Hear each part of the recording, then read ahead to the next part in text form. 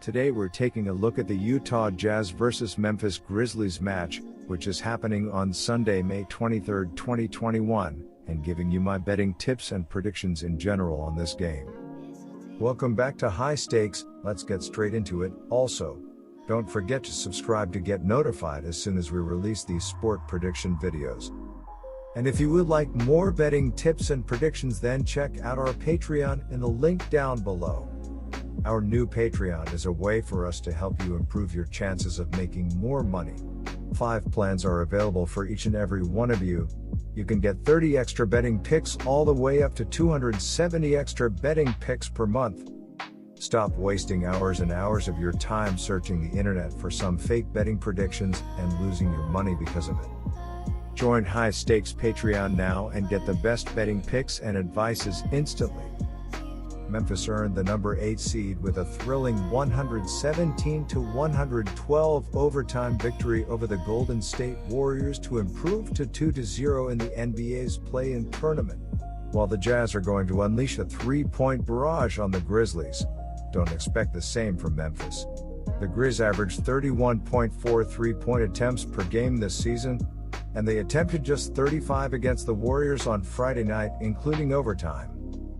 Memphis offense goes through Ja Morant, who played 41 minutes against the Spurs in the 9 vs 10 play-in game and then 46 of a possible 53 against Golden State. Morant thrived against the Warriors, as he was able to get into the paint comfortably throughout the game and finished with 35 points. If he shoots anything like the 5 of 10 from three-point range that he did on Friday, Utah will be in trouble.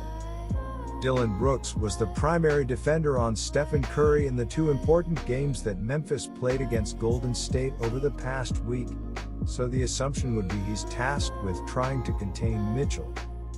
Another assumption, it won't be as easy for Morant to get into the paint as it was for him against the Warriors. Ja Morant finished with 35 points, 6 rebounds, and 6 assists on the night, while Grayson Allen finished with 12 points on 4 of 5 shooting from three-point range in the win.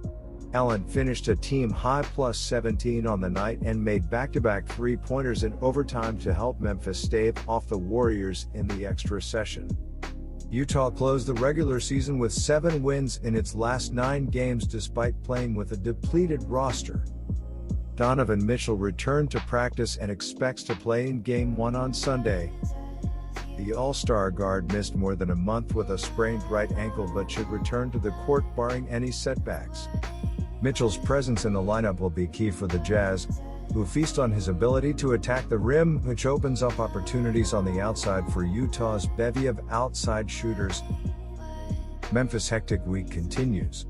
After losing a road game against the Warriors last Sunday to determine the number 8 team in the Western Conference, the Grizzlies beat the Spurs on Wednesday to force a rematch in the Bay Area.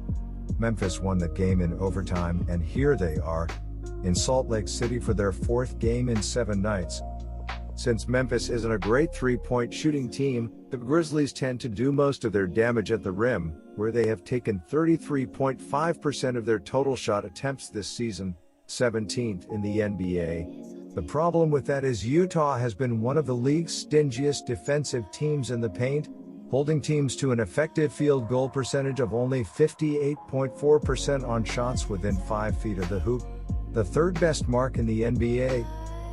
According to dunksandthrees.com, the Grizzlies finished the regular season ranked 13th in the NBA with an adjusted plus 1.2 net rating. Even prior to getting Jackson Jr. back in the fold, Memphis was one of the league's stingiest defensive teams.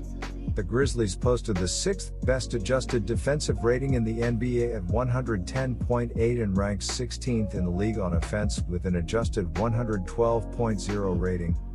The Grizzlies ended the season red hot for bettors against the spread, ATS, and if you kept backing them on the right side of the total, Memphis covered 6 of its past 7 games, going 6-1 straight up, as well. It covered on Friday night in overtime as underdogs against Golden State and went over the total because of overtime. Memphis finished the regular season 6-2, although their metrics wouldn't indicate that. The Grizzlies ranked 13th in offensive rating over that stretch and 12th in defensive rating, which put them 10th in net rating. Without Mitchell, the Jazz finished the regular season 10-5 with an NBA best net rating of 9.8 in that span. Utah should be well rested coming into this game. The Jazz used the time off to get healthy ahead of the postseason but will be 1 week removed from their last taste of competitive action. These two teams played 3 regular season matchups, all in a span of 5 days, with the Jazz winning all 3 games. However, 2 of those games were decided by 4 points or less. The Grizzlies are young and still learning how to win but could give the Jazz some trouble in this series. Memphis should come into this game with plenty of confidence after winning 7 of their last 8 games, including a pair of tightly contested win-or-go-home contests. Offensively, the Jazz are going to live or die by the three-point ball, as they have all season. Utah led the NBA with 43 attempts from beyond the arc this season, and ranked 4th in efficiency at 38.9% from deep. The Grizzlies were in the middle of the pack against the 3-ball this season defensively. My first betting advice for that game is to pick Memphis Grizzlies +8.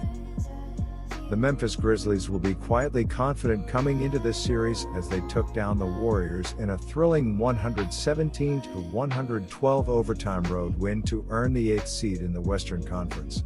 Ja Morant bounced back from a rough shooting night in the previous game to lead the team with 35 points, 6 assists and 4 steals. Dillon Brooks added 14 points. Kyle Anderson scored 9 points with 10 rebounds and 6 assists, while Grayson Allen chipped in with 12 points and 4 steals off the bench.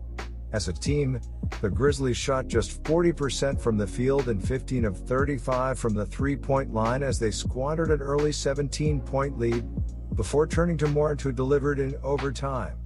Brooks shot just 7 of 22 from the field after going off in the previous game, while Jaren Jackson Jr. shot just 1 of 6 from the field in 15 minutes of action. The Jazz weren't shy about shooting it from long range this season, taking an NBA high 48.8% of their total attempts from behind the three-point line. The high volume of attempts was underscored by the league's 4th best effective three-point percentage at 58.4%.